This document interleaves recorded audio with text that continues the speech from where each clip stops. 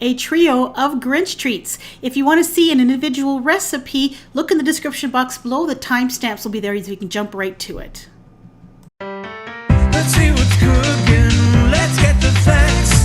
Let's see what's cooking. It's time for yoyomax12. First up are Grinch cookies.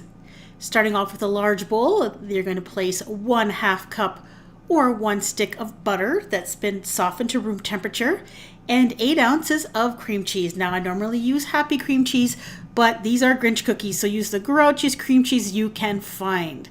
Add to that 1 1/4 cups of sugar, and then you're going to beat this together until it is light and fluffy.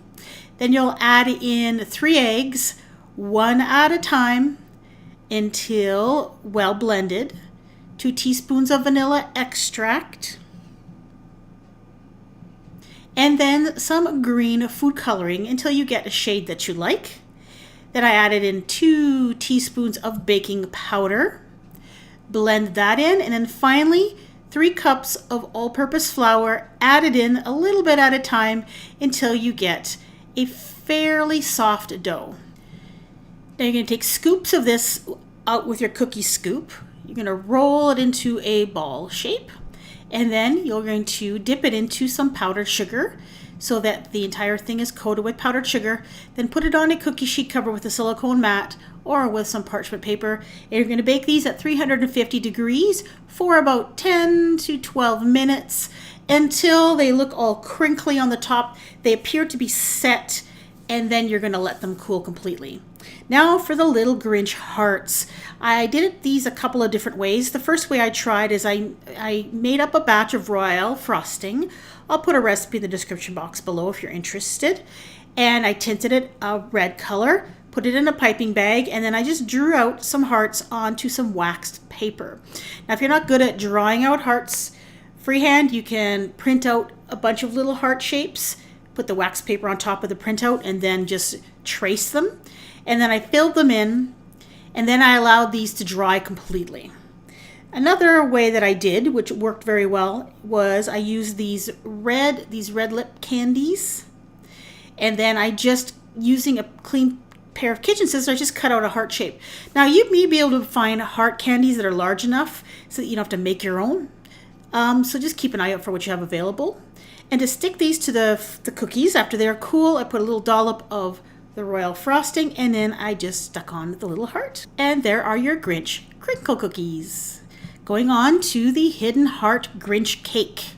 Now for the red part of the Grinch cake, I used a red velvet cake mix. You can use just a regular white cake mix and then just add lots of red food coloring to it. But when I started off with the red velvet cake mix, it already had a red color to it, so it worked out really well. I just mixed it up according to package directions, and I believe I added some extra red food coloring to this to try to get it a little bit more intensely red. Then I poured it into a baking dish. I used a loaf pan in this case, well greased, baked it up 350 degrees for about 40 minutes or so until it was done. Let it cool, and then I sliced it up into slices lengthwise, and then I cut out some heart shapes. I tried to make the cake about the same thickness as the cookie cutter. Now for the green part, that is just a plain old white cake mix that I mixed up according to package directions.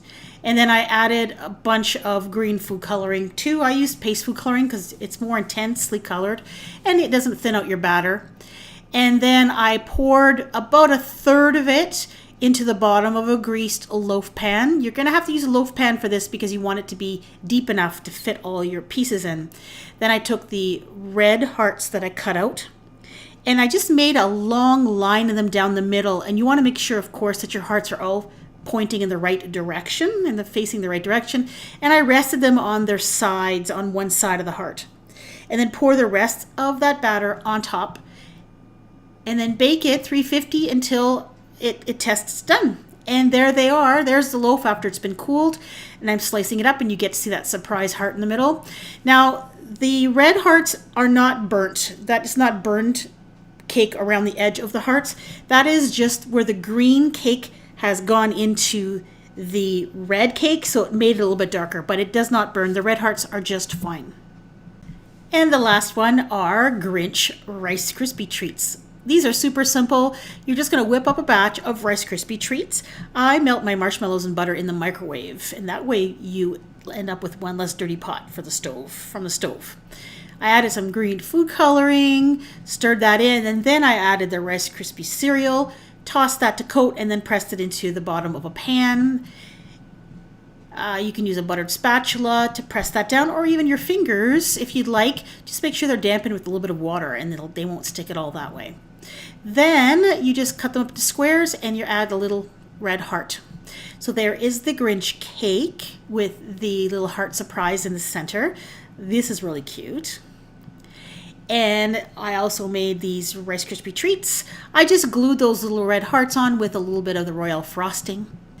And then finally, the crinkle cookies. I think of the 3 treats, I think I like the crinkle cookies the best. I liked the way they look, and I like the little hearts on them as well. I have quite a few playlists on my channel with some Christmas treats in them, and one of them is called Edible Christmas Crafts. This is a lot of fun. There are a lot of fun little crafts that you can make with food, and you can eat them afterwards. Thanks for watching.